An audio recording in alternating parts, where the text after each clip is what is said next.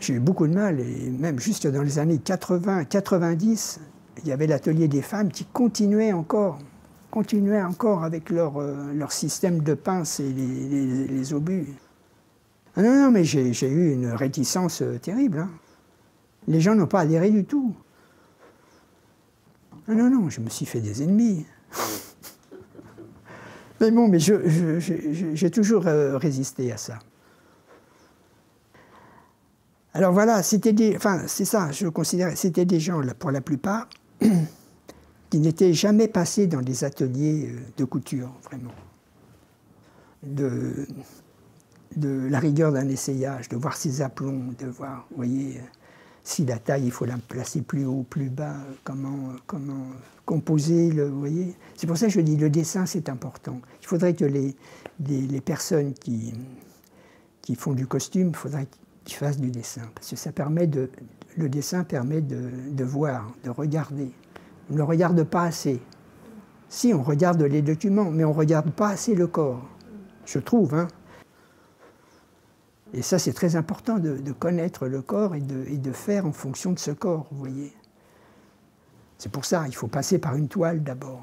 Parce que si vous ratez votre forme à la toile, après, vous pouvez négocier. Et puis c'est avec la toile que vous proposez une forme.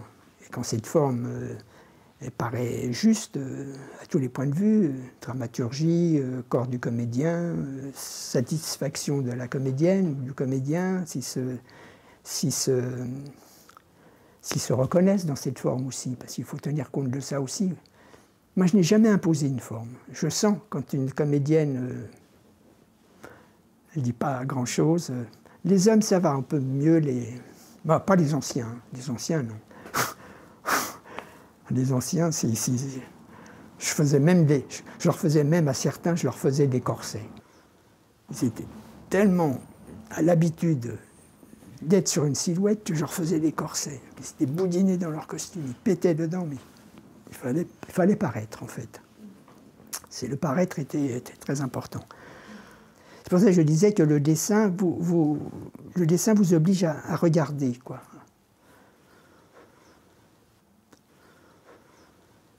Et moi, j'ai un truc, avant d'essayer, ou je n'essayais plus, hein, sur une comédienne, je vais vers elle et puis je lui prends la taille, comme ça.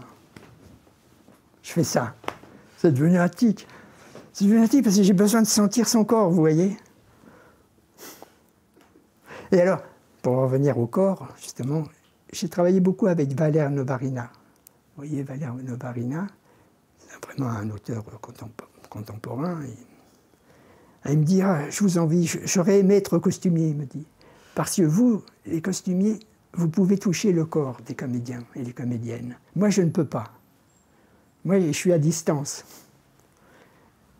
Mais vous voyez, moi, si je ne touche pas ce corps, je ne le perçois pas. Enfin, c'est un peu exagéré, mais je les fais marcher.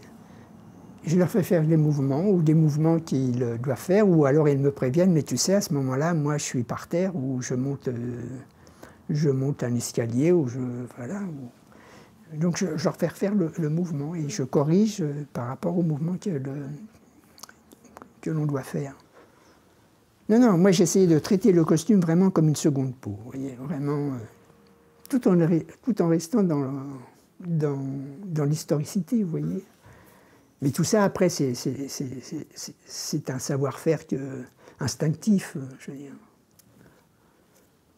C'est vous qui sentez comment le traiter après, ce costume. Si vous devez le rendre plus léger, le renforcer à certains endroits, enfin tout ça, c'est une pratique, quoi. Ah, mais c'est primordial, l'essayage, parce que ça, l'essayage, c'est... Et quelquefois aussi, quand il y avait beaucoup de doutes, je faisais venir même le metteur en scène. Parce que si je questionnais le créateur de costumes, il me dit « Ah oui, mais ça, il faudrait voir avec... voilà, si ça lui convient et tout ça. » Je dis « Ok, je vais faire monter. » Vous voyez, pour avoir des regards... Oui, pour pas présenter le jour... c'est trop tard après, c'est pour rectifier, vous voyez. Et je sens quand il y a un malaise avec les comédiens ou les comédiennes, souvent, Non, pas très souvent. Mais quelquefois, les comédiennes s'en prennent à leur costume. Mais il faut percevoir que ça ne vient pas du costume, c'est qu'il y a peut-être, avec le metteur en scène, une incompréhension. Elles n'ont pas encore trouvé le truc. Quand elles viennent aux essayages, elles sont très... elles peuvent être, hein, c'est pas toujours. Hein. Donc il faut comprendre ça, quoi. Que ça ne vient pas forcément du costume. C'est de la psychologie, en fait. Non, mais c'est de la psychologie. Dans une troupe, il faut... Oui, vous êtes obligé de faire de la psychologie. Pour ça, je n'impose rien, en fait, aux comédiens. Vous voyez, alors il y a un essayage toile, ensuite un essayage en tissu. Parce que c'est pareil, après, vous pouvez encore avoir des surprises. Lorsque vous essayez en tissu, vous avez, quelquefois, on perd la sensibilité de la toile, vous voyez. Parce qu'on a mis un matériau un peu fort, un renfort trop fort, enfin... Oui, il faut donc... Et puis il y a un troisième essayage, pour vérifier, enfin... Au niveau des manches, vous voyez, au niveau du col, des manches... voire même un quatrième essayage, si c'est un peu compliqué. Mais 3 essayages, généralement, c'est bon. Voilà, mais c'est comme dans un essayage, par exemple. Vous voyez, c'est comme un accident qui arrive, vous voyez, c'est comme un peintre qui peint, il met une touche, tout d'un coup, il semble avoir mal mise, mais ça produit quelque chose. Et un essayage, c'est pareil. Vous pouvez aussi vous tromper dans un truc, dans un essayage, et vous dites, ah bah c'est quand même intéressant, je vais le garder. Vous voyez? Mais ça, il faut savoir regarder pour ça. Sinon, on regarde simplement, par exemple, si vous avez un relevé de coupe, on va regarder le relevé de coupe et on va dire, ah ben non, c'est pas comme ça dans le relevé. Alors je leur dis, non, mais c'est pas comme ça, mais c'est intéressant. Vous voyez, même dans un truc historique, c'est quand même intéressant, gardez-le. Voilà, c'est un jeu. Il faut amener du jeu. Moi, j'aimais bien amener du jeu, vous voyez, parce que sinon, c'est laborieux de faire un... Enfin, sinon, c'est laborieux. S'il y a un truc qui se passe, un accident comme ça, ou une chose que vous n'avez pas pensé et qui s'est produite, et ben, ça vous semble pertinent, intéressant, ben, je le garde. Sinon, on reste collé. Alors, je disais aussi aux gens qui essayaient, je dis, mais détachez-vous de... Parce qu'ils étaient tellement près du comédien ou de la comédienne qu'ils ne voient pas ce qu'ils font. Je dis, regardez dans la glace. Bon, épinglez parce que vous vous rapprochez, mais prenez de la distance et regardez. Ne restez pas collés, sinon vous ne voyez pas ce que vous faites. Vous voyez? Enfin, c'est tout ça, vous voyez, c'est tout ce truc qui fait que vous êtes... voilà, vous êtes différents, ouais, sans doute différents, dans ces métiers-là, vous voyez, qui sont un peu, d'une façon générale, considérés comme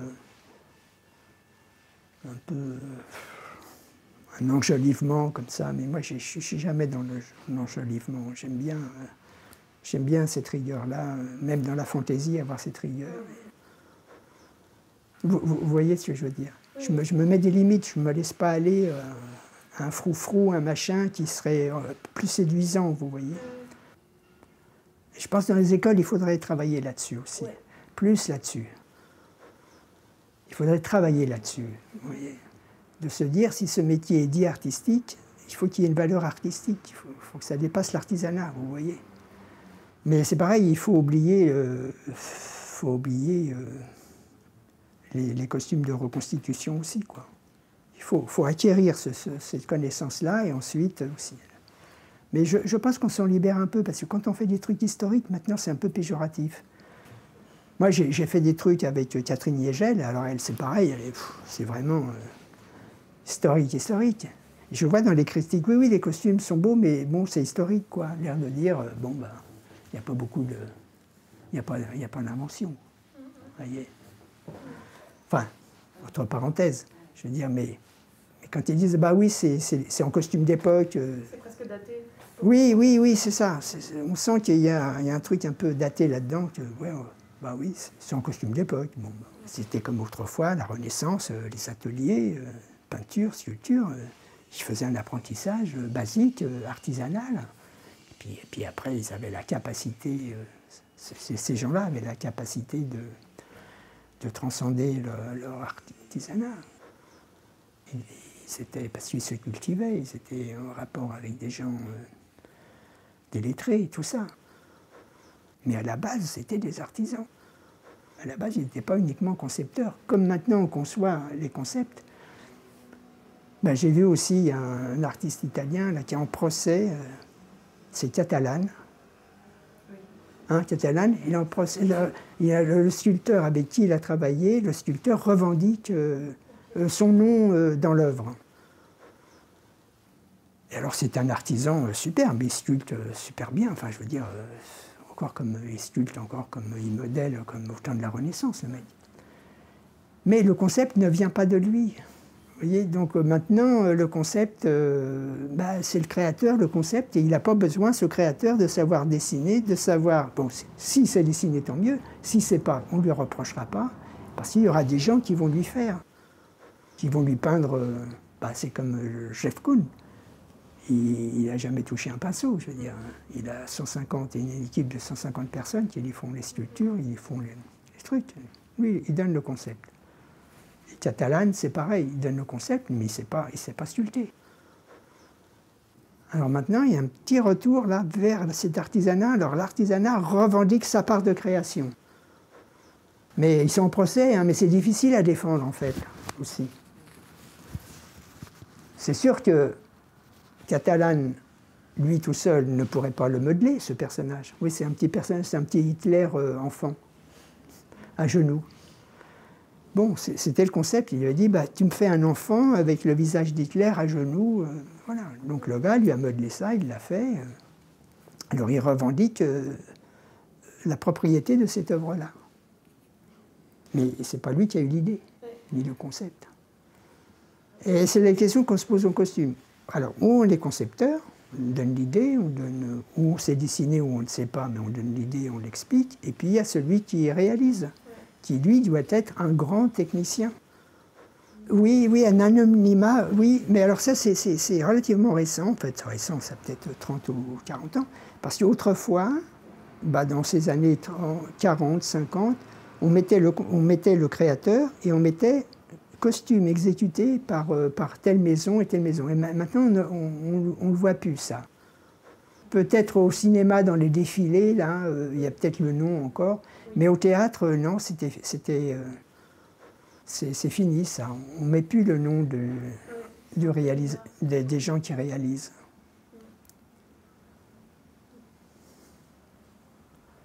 Oui, puis en fait, pour ces gens-là aussi, c'était aussi une vitrine. C'était comme les couturiers du début du siècle qui travaillaient pour le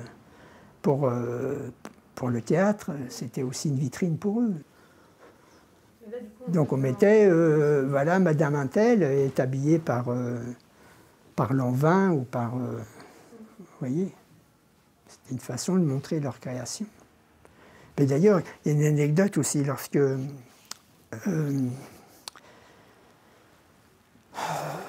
me rappelle jamais, c'est la pièce de Möller, le petit chat est mort, c'est Adjani qui avait joué ça.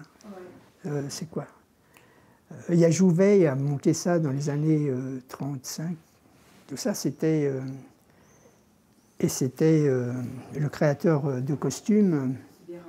C'était Bérard, voilà. Et Agnès, bah, c'était la copine de Jouvet à ce moment-là. Et oui, je ne me rappelle plus de son nom, elle voulait être habillée par son couturier. Ce qui fait qu'elle s'est fait habiller par son couturier, et les choses n'avaient rien à voir avec ce qu'avait fait Bérard. Vous voyez? Et c'était ça. Et aux Français, c'était ça aussi. Elles allaient chez leur propre couturier, parce qu'à la ville, elles étaient habillées par eux, et elles voulaient être habillées à la scène par eux. Alors maintenant, ce serait impossible, je veux dire. La chose est signée. Oui, vous pouvez peut-être vous faire réaliser par un tel, mais ce un tel ne paraît pas. Mais il faudrait retourner à l'artisanat, parce que les créateurs, il y en aura toujours. Il y en aura toujours des gens qui auront la capacité de concevoir un concept, mais le problème, c'est la réalisation. Vous voyez? Oui, parce qu'on considère la réalisation comme... bah oui, ta maquette est vachement bien. Oui, t'as plus qu'à la faire. Bon, t'as vu, c'est ça, mais mal interprété, mal exécuté, ça ne veut plus rien dire. Hein. Ça peut être vite détourné. Si le regard du concepteur n'est pas pertinent aussi. On ne lui demande pas de savoir couper, on lui demande de savoir regarder. Mugler, il n'a jamais coupé de sa vie, je veux dire. Mais il sait vous dire, non, je ne veux pas une manche tailleur, je veux des manches qui collent, je veux des trucs, machin, je veux des découpes ici, je veux des trucs là. Mais voilà, c'est pas lui qui va vous le tracer, le truc. Si, il peut vous le tracer sur une base en toile que vous avez sur le comédien, il peut vous dessiner les découpes qu'il veut. Mais celui qui a coupé cette toile, il ne peut pas partir déjà sur des lignes de Mugler. Il est obligé de partir sur un moulage de base, basique, super basique, et ensuite d'intervenir, vous voyez. Et après, quand vous remettez ça à plat, vous retracez les lignes, ben, le vêtement devient autre aussi. Et après, on peut encore, oui, et encore affiner, si vous voulez. Mais vous ne pouvez pas directement couper un truc Mugler si vous n'avez pas de patron, quoi. C'est une élaboration.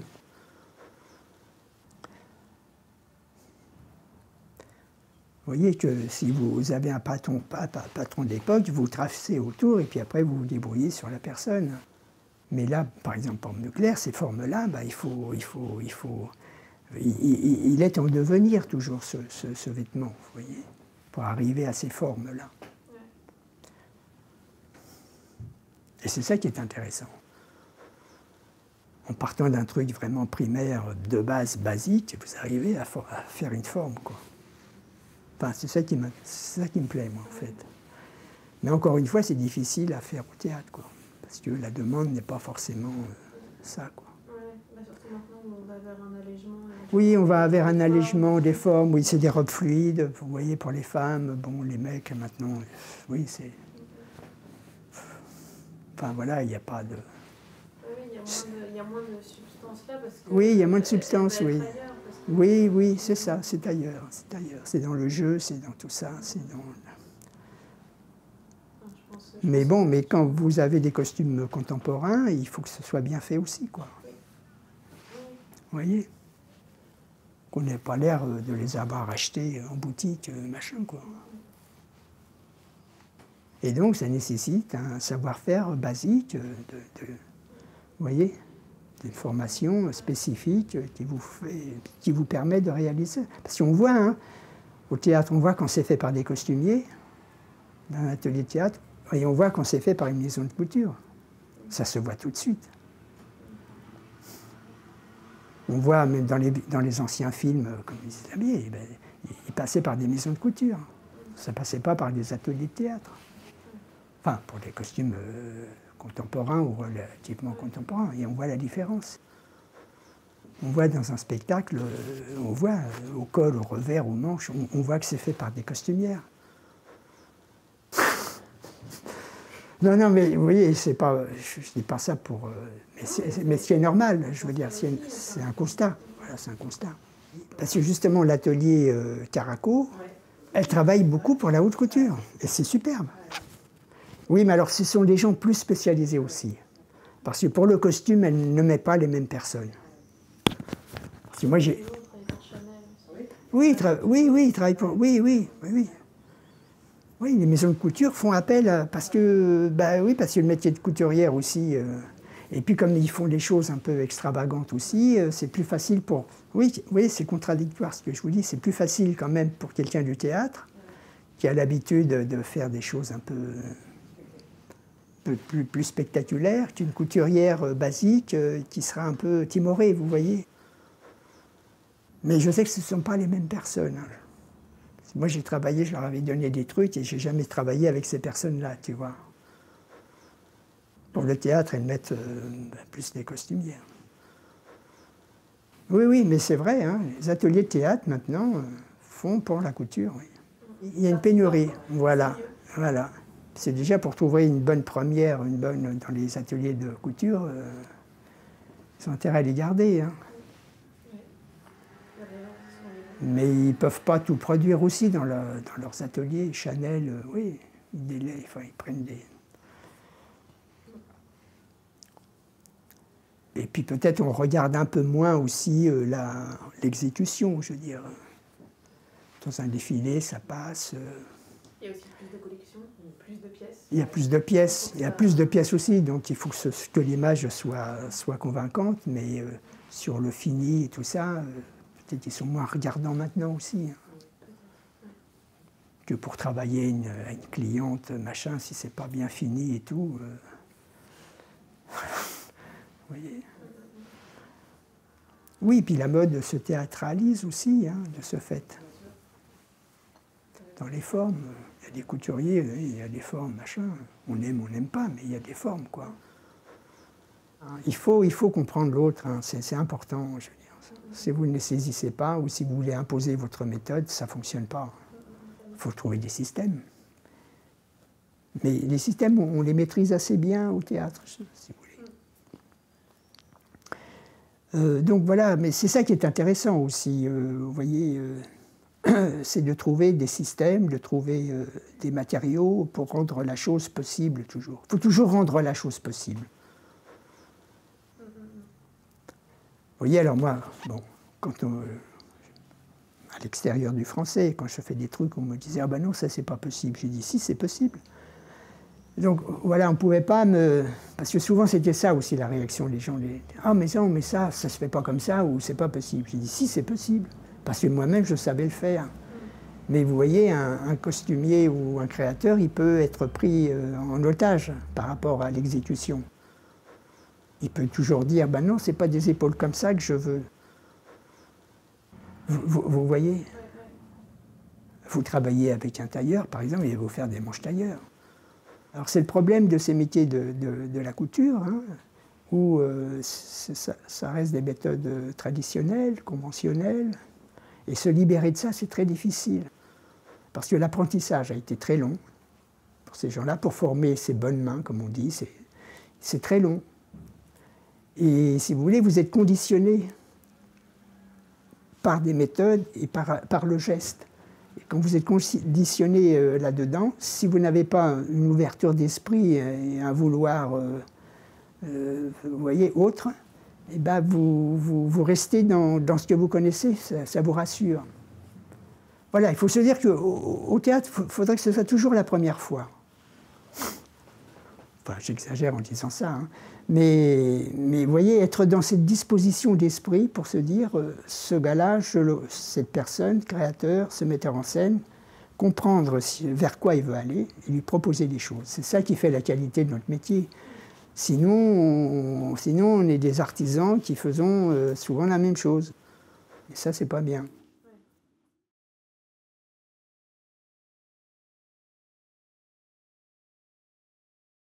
Je parle de ma petite expérience à l'extérieur, bon, parce qu'au français, c'est moi qui...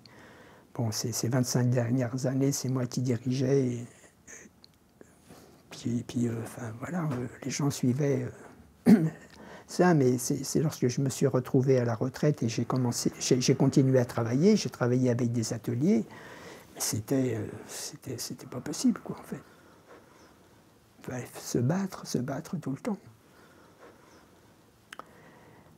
Ben, y a toujours un acquis conventionnel, hein, voilà. Et du coup, vous, dans vos dernières créations, donc après le français, vous faisiez de la conception et vous faisiez... Oui, ben oui. J'ai fait réaliser dans des ateliers, mais ça n'a pas duré parce que j'ai préféré après monter des ateliers, en fait. Mais même en montant des ateliers, j'avais beaucoup de mal. Donc les derniers trucs, je les coupais moi-même. Okay. Ouais. Vous êtes finalement revenu vous-même à la... Moi, je suis revenu. À la technique, enfin, à la pratique. Bah oui, parce que j'allais plus vite, parce que s'il fallait trop expliquer... Puis je vous dis, c'est encore toujours l'histoire, la question de l'essayage. D'accord. Une question qui revient vraiment... Ça revient, c'est... Oui. Sur les modifications d'essayage, qui ne sont pas comprises. Non, elles ne sont pas comprises. C'est-à-dire, encore une fois, on ne comprend pas bien ce qu'on fait. Donc on a un patron d'époque, on coupe d'après les trucs, on fout ça sur le comédien. Si c'est large, on te fout des épingles partout. Mais on ne sait pas trouver l'aplomb. On ne sait pas trouver le mouvement qui doit être donné dans une forme définie Et comment cette forme doit s'inscrire sur le corps, vous voyez. Comment la faire basculer. Et par exemple, les vêtements du 18e sont très basculés. Les costumes d'hommes sont très basculés vers l'arrière. Et c'est ça qui fait faire le panier. Sinon, les vêtements ne font pas le panier. Bon, les femmes, c'est différent parce que c'est près du corps, donc c'est plus un moulage. Mais dans un costume d'homme, vous ne pouvez pas faire de moulage. Ce n'est pas un moulage. Il faut déjà donner la forme à plat et la faire vivre sur le corps, vous voyez. Alors je voyais bien sur des costumes du 18e, les gens qui faisaient ce métier-là, soit qu'ils étaient couturières, soit qu'ils étaient tailleurs. Et bien les costumes ne basculent pas. Ils sont tout droits. Et comment faire basculer les jupes, là? Il y a un renversement à l'épaule. Il y a un renversement. Et on dit, quand on voit un corps, on dit ce corps, il a une tenue renversée ou il a une tenue droite. Déjà, il faut déjà l'analyser, chose qu'on ne sait pas faire. Mais il est vrai que ces années 70, c'était un peu un entre-soi, en fait. Il y avait un comédien à Maison, comment il s'appelait? C'est Meyer. Meyer, c'est un comédien, et il a monté presque toutes les pièces de Molière, illustrées par Suzanne Lalique. Vous voyez, dans ce style très reconnaissable de Madame Lalique, qui était très beau, hein, art déco, très beau, mais si vous voulez, et la Comédie Française a voulu conserver pendant longtemps cette image-là, et de mise en scène, et de jeu de l'acteur, et costume. Mais après, on voyait ce qui se passait à l'extérieur. On voyait Chéreau, on voyait ces films de Visconti, tout ça, où ça bougeait. Chéreau faisait bouger ses comédiens au théâtre. Vitesse aussi, vous voyez. Et Pierre Dux a commencé, dans les années 72, à faire venir des metteurs en scène étrangers, grands metteurs en scène. Et je pense surtout à Terry Hans, qui venait de la Royal Shakespeare Company, qui tout d'un coup débarque avec son décorateur. Je veux dire, c'est pareil, c'est comme était rentré aux Français Mugler ou Christian Lacroix. Et puis Strehler, par exemple. Vous voyez, Strehler, il y a eu Kruber aussi, l'Allemand. Vous voyez, tous ces gens-là avaient une pratique différente. Et ces gens-là apportaient un discours qu'avant, on ne portait pas de discours, en fait. J'ai vu dans des répétitions de Gruber. Et c'est pareil, ces gens-là m'ont fait réconcilier aussi avec ce que je faisais, en fait, avec ma pratique. Parce que je me souviens très bien d'une anecdote. Il y avait un comédien, il s'adressait à un comédien, il me dit, écoute, je t'ai vu jouer hier soir. Oui, oui, t'es bien, t'es très bien. Mais c'est pas ce que je te demande. Vous voyez, donc les comédiens avaient l'habitude, pareil, hein, d'un style de jeu, d'une compréhension du jeu, qu'ils maîtrisaient très bien et ça se reproduisait. Et ces metteurs en scène-là, non, on casse ce jeu-là pour que le comédien, ce jeu, devienne autre chose. Et moi, je m'emparais de ça parce que ça m'intéressait, parce que moi, j'avais le même, enfin, je veux dire, par rapport à mon métier, j'avais le même discours. Je dis, oui, ok, vous travaillez bien, c'est sûr, on ne peut pas vous le reprocher, mais c'est pas ça que je veux. Vous voyez?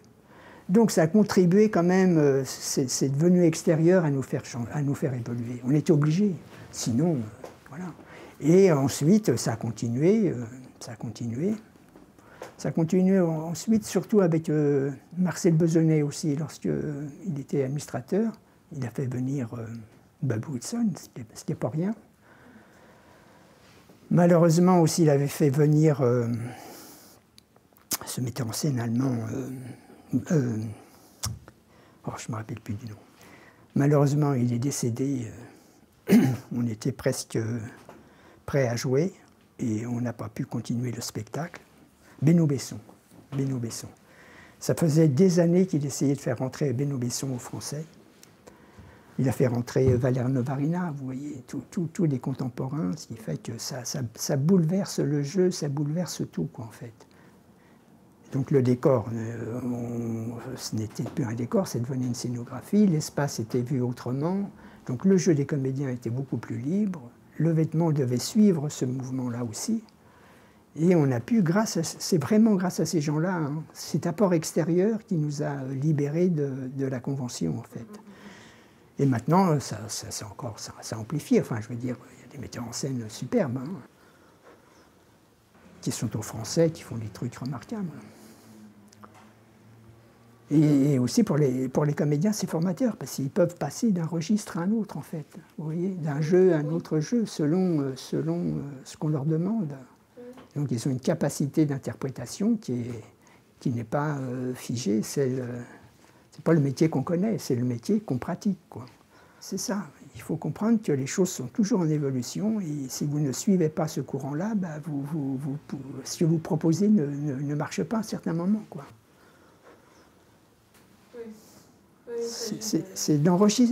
On s'enrichit, mais eux s'enrichissent de nous aussi, vous voyez. Parce qu'on devient habile, en fait. Le comédien devient, c'est peut-être pas le mot juste, mais il devient performatif, il est à l'écoute. Il n'est pas simplement dans sa représentation à lui, quoi. Oui. Vous voyez. Et puis les discours dramaturgiques ont tellement changé, je veux dire. Ça n'a plus rien à voir. Je suis rentré à une époque charnière où il y avait encore cette convention, cette tradition. J'ai vu le changement, et il fallait que je passe, moi, à ce changement-là, vous voyez. Alors, bon, maintenant, si vous voulez, les ateliers sont faits, vous voyez, mais j'ai dû les faire, ces ateliers. Et c'était une grande difficulté pour moi, parce que d'abord, j'étais jeune. Au tout début, on n'avait qu'une confiance relative, ce qui était normal. Ce qui était normal, j'avais 25 ans, 26 ans, les cheveux longs, la barbe, machin, ça pouvait, voilà. Mais voilà, on est arrivé quand même à s'adapter par nécessité, sinon on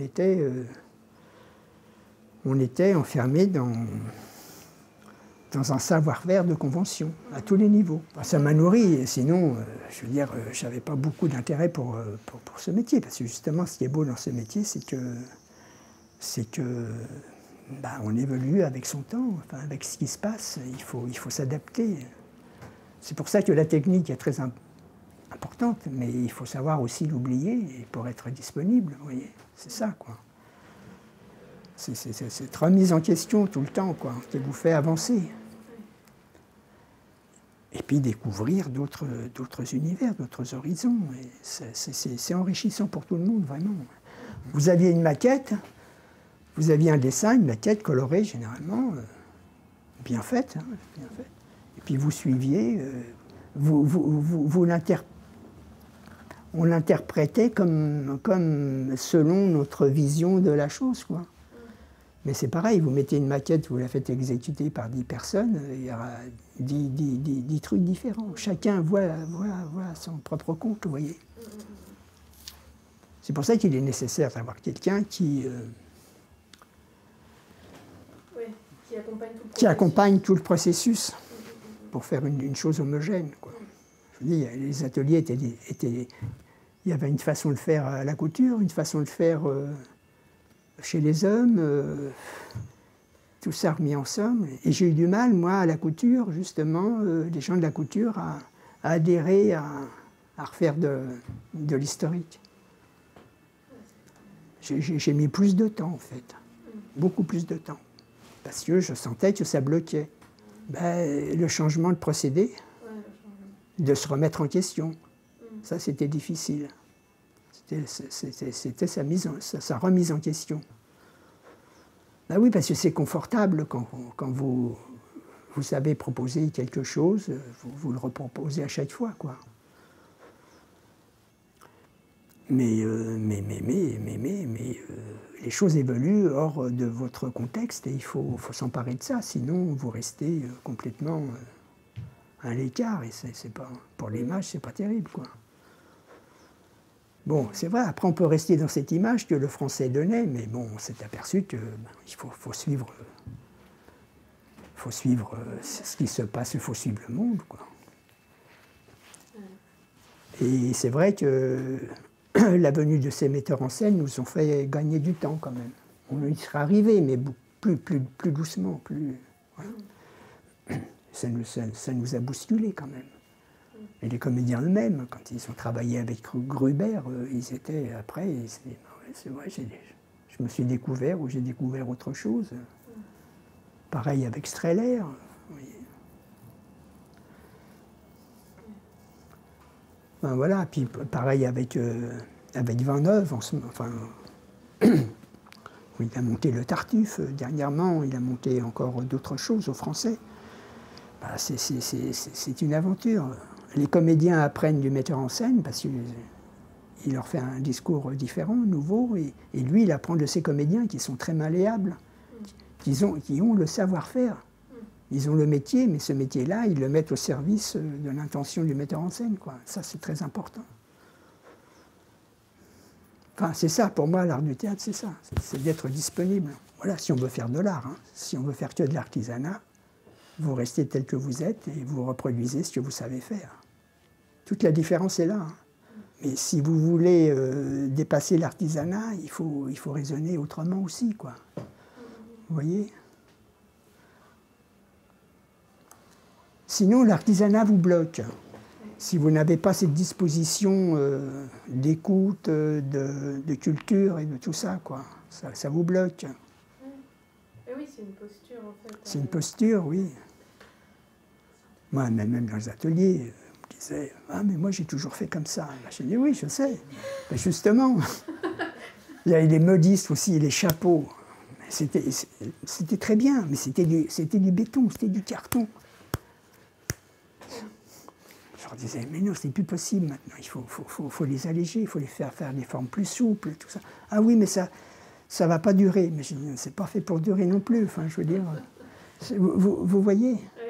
Et ça a été avec les modistes, ça a été terrible.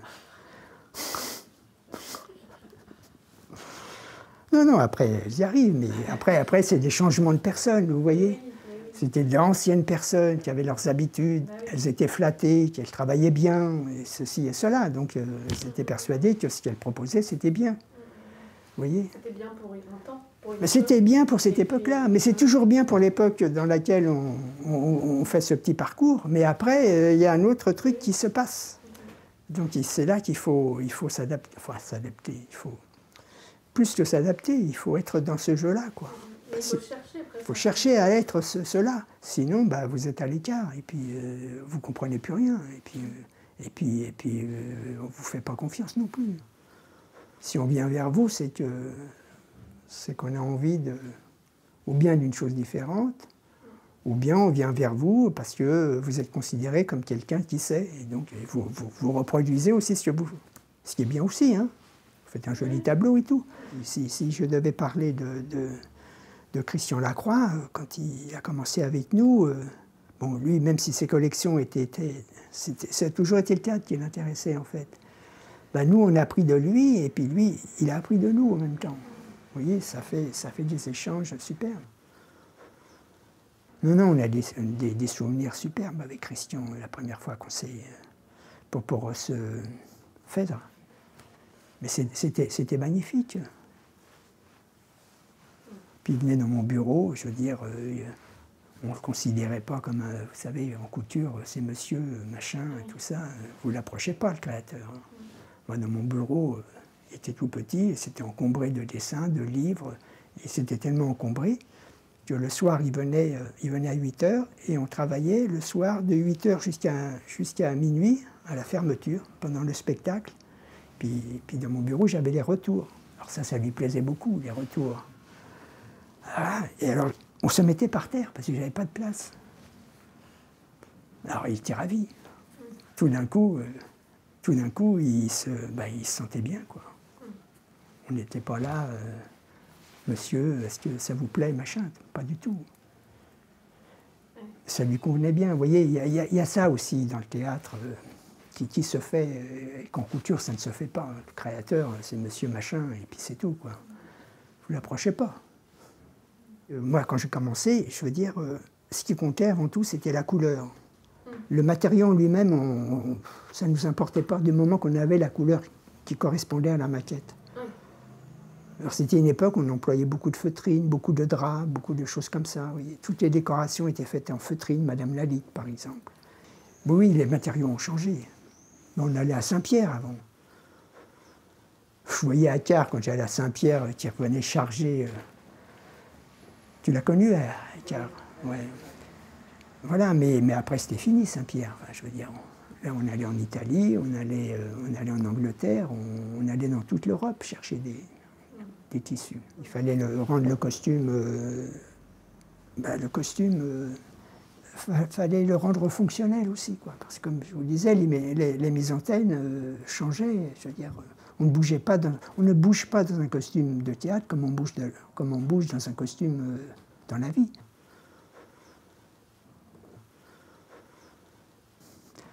Donc voilà, il fallait s'adapter à tout ça, revoir les entoilages, tout ça. Il fallait que ça devienne souple, relativement léger quand on pouvait, et que ça devienne, pour celle ou celui qui le portait, faire que ça devenait comme un costume normal, si vous voulez.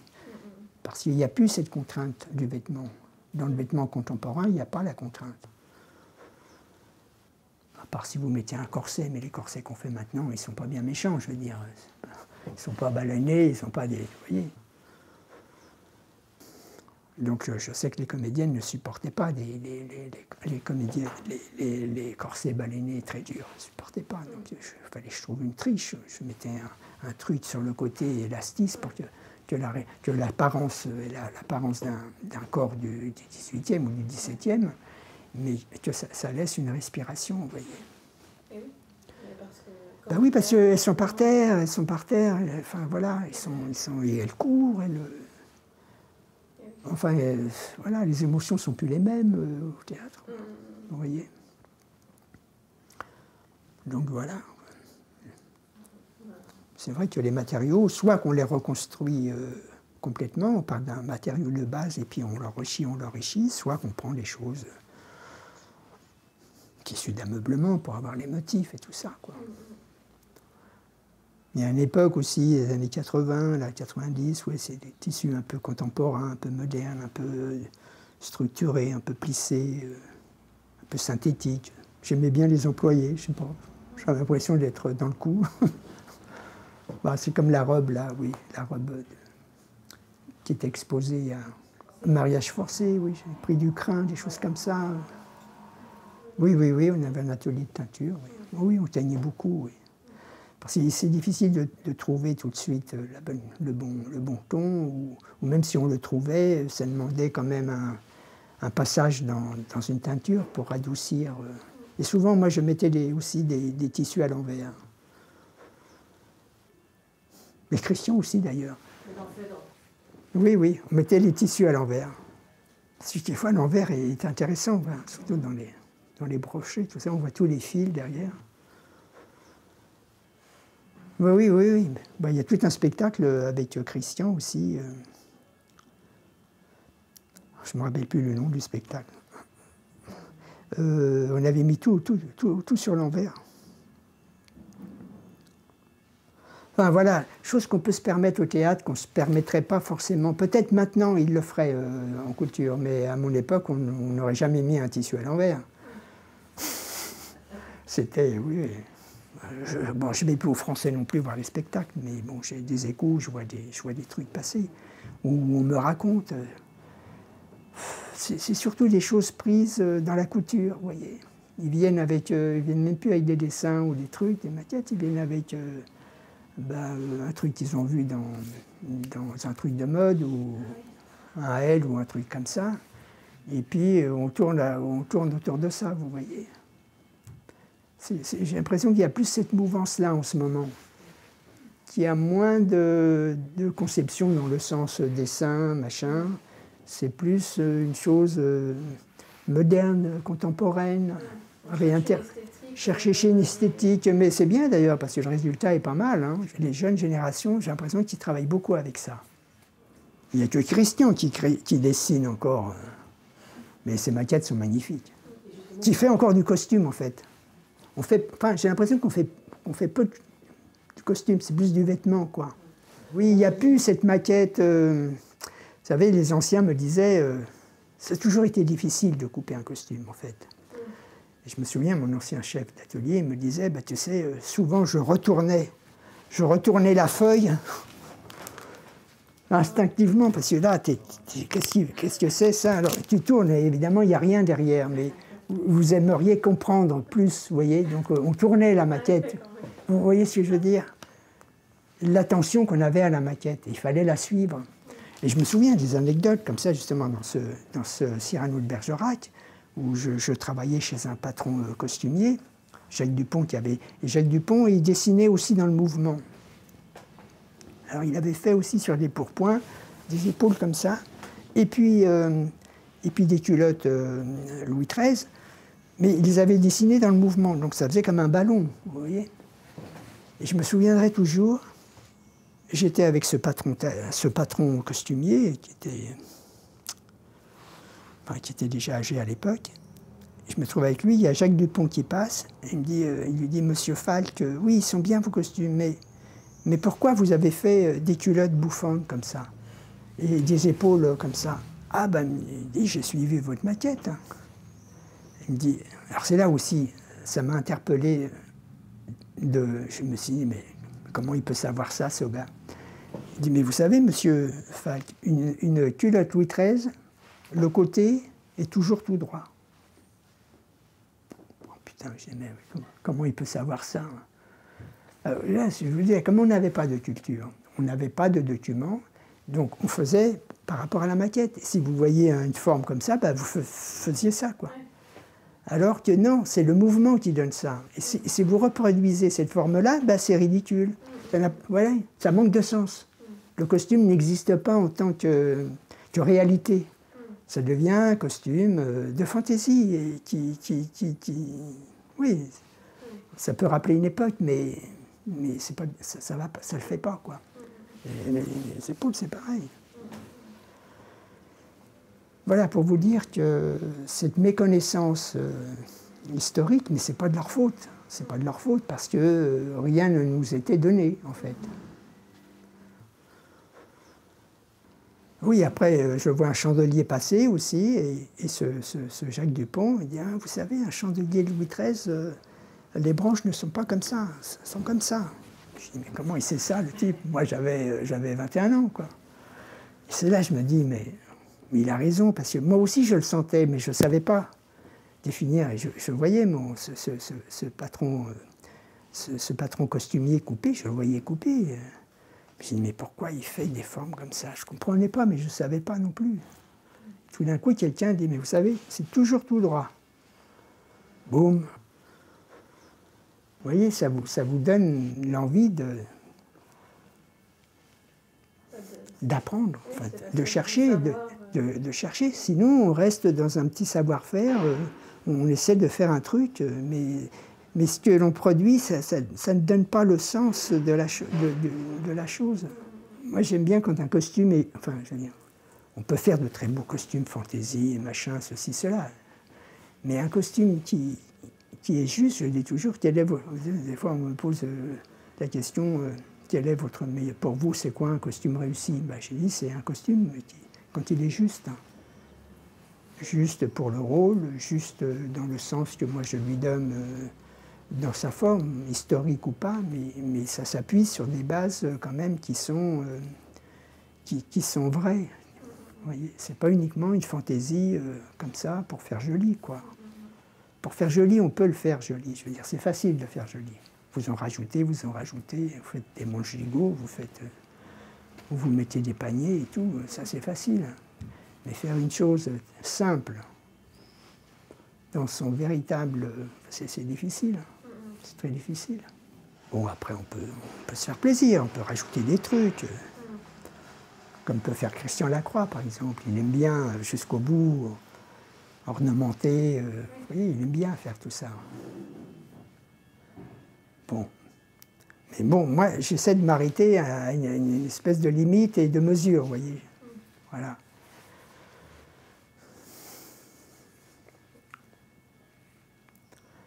Mais oui, on peut lui pardonner à Christian Lacroix, mais on ne me le pardonnera pas à moi, si vous voulez. Parce que si je fais ça, on va dire, ah bah oui, mais il fait du Christian Lacroix, ou il fait un tel, ou il fait un tel. Vous voyez? Donc moi, je reste sur une réserve avec des choses de bon ton, et en même temps un truc qui peut partir un peu à côté. Vous voyez? Il faut qu'ils acceptent d'être dirigés. Alors après, il y a des égos qui rentrent en jeu, vous voyez? Alors voilà, parce que déjà dans les écoles, on leur bourre le crâne, on leur dit qu'ils seront chefs d'atelier, qu'ils seront ceci, qu'ils seront cela. Et puis après, quand vous les voyez à l'œuvre, ben voilà quoi. C'est-à-dire que dans l'enseignement, on ne leur apprend pas ça, vous voyez. Alors il y a une recherche de forme, oui évidemment, mais après sur un corps, personne n'a le même corps. Hein. Vous prenez une veste, vous allez dans un magasin, vous essayez des trucs, et puis tout d'un coup, c'est toujours une veste, mais celle-là, elle vous va bien. Et nous, c'est pareil dans un costume. C'est pas parce qu'il est authentique 18e qu'il vous ira bien. Il peut aller très bien sur une personne et moins bien sur l'autre. Et sur l'autre, il faut faire en fonction du corps et voir la bascule qu'il faut faire, quoi. Enfin voilà, mais c'est de la technique. Alors pour moi, c'est plus facile, c'est parce que j'ai commencé comme ça, quoi. Mais pour des gens qui n'ont pas commencé comme ça, ou qui sont dessinateurs, concepteurs, alors ces gens-là, sinon, on ne leur demande pas. C'est pour ça aussi il y a une confusion quand je vois des gens qui voulaient être costumiers, créateurs. Je dis, mais pourquoi passer par l'exécution? Je veux dire, c'est un métier, l'exécution, ça demande un apprentissage, c'est très long. Ayez l'œil. Ayez l'œil et sachez diriger quelqu'un qui va vous faire la chose. Mais il ne faut pas se laisser avoir, parce qu'on peut très bien se laisser avoir. On peut vous dire, ah ben non, c'est pas possible. Ah ben non, des manches, ça se monte comme ça, quoi. Et il faut que vous soyez en capacité de dire, non, c'est pas ça que je veux. On a tatillonné, vous voyez, avant d'arriver à faire un costume dit historique, quoi. Mais une fois qu'on avait compris ça, qu'on avait assimilé ce costume historique, il faut quand même, au théâtre, il faut savoir s'en libérer, parce que la demande peut être autre. Vous voyez? C'est vrai, en ce moment, on ne voit plus de costume historique. Hein. Enfin, non, très peu, hein, très peu. Oui, il y a une évolution du goût. Oui, mais ça reviendra. Hein. Moi, je sais qu'aux Français, on est resté au moins 10 ans à ne pas faire de costume historique. On faisait des costumes contemporains.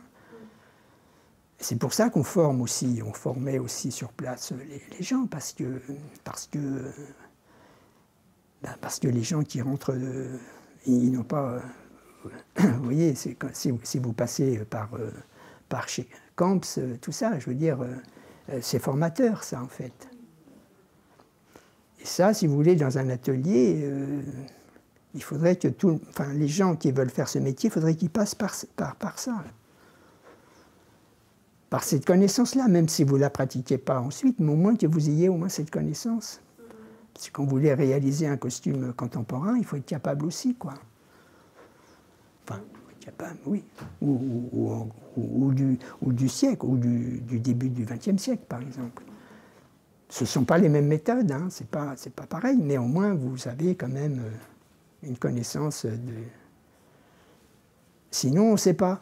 Sinon, on met une toile et on dit c'est un costume tailleur, parce qu'on a mis une toile dedans. Souvent, c'est ça. Avec certains metteurs en scène, avec certains créateurs, dont les couturiers, c'était des belles expériences, ou des gens complètement hors de la couture ou du costume, des architectes, par exemple.